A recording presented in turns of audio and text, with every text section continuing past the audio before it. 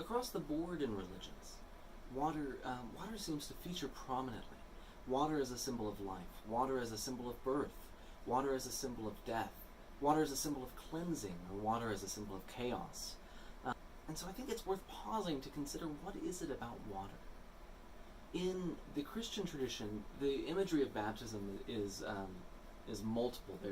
There is a symbol of death, a symbolism of burial, of going underwater and coming back out. There's a symbol of cleansing. The act of baptism itself is taken from sort of cleansing rituals of the Jewish tradition.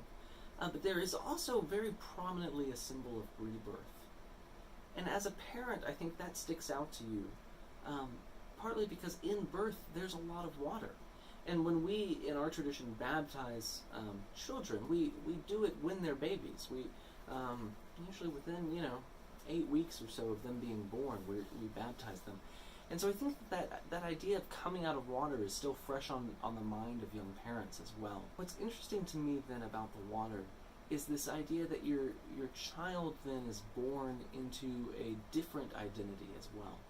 That your child is born into a family in which you as a parent have an obligation. The parent has a duty to socialize the child. It's the beginning of this process that involves a hierarchy in which the parent knows something about the faith that they are supposed to inculcate within the child themselves.